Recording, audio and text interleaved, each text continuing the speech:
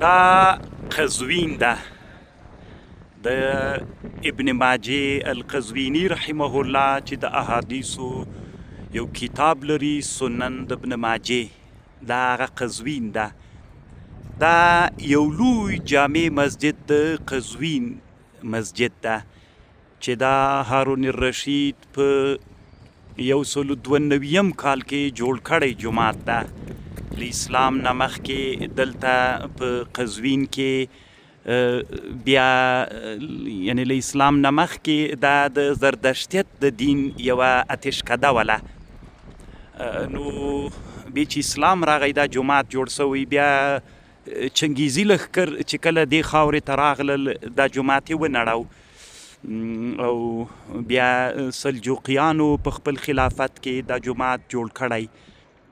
نو دغه معماری چې ده دا د سلجوقي خلافت هغه نښه ده، یعنې تر اوسه پورې پاتې ده.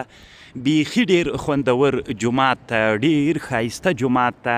قزوین برا ابن عازب رضی الله عنه فتح کړی جومات ده.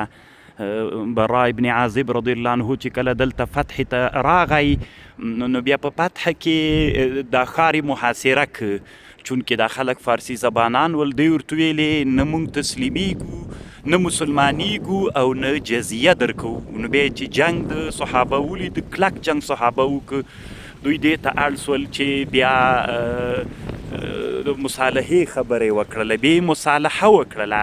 نو دا فتح سو. ډېر صحابه دلته راغلي که خلک ګوري. التدوین فی اخبار القزوین 4 جلدونو کې یو تاریخ ده چې ما سره سته ده، هم د دې په مقدمه کې په دې کتاب کې یو ډېر ښه بحث ده. نو دلته ډېر صحابه راغلي په تدوین فی اخبار القزوین کې یو باب ده، صحابه تابعین، د حضرت سلیمان علیه السلام راتګ دغه قزوین ته. نو دا د ابن ماجه رحمه الله وطن ده. او یوه یادواري کوم ځکه د ما دغه سفر علمي سفر ده. زموږ افغانستان خصوصا غزنوي خلافت چې دا له سلجوقي خلافت نه لږ زمانه فرق لري. کاش کې د موږ غزني کې هم دغسې غټ غټ جوماتونه جوړ ول، اوس نسته ده. اوس زمانه کې باید علما غزني ته جدي توجه وکړي چې هغه د اسلامي تمدن او د اسلامي خلافت یو لوی مرکز تیر سوی. دوی ټول خپل آثار همداسې پرېښودلي دي.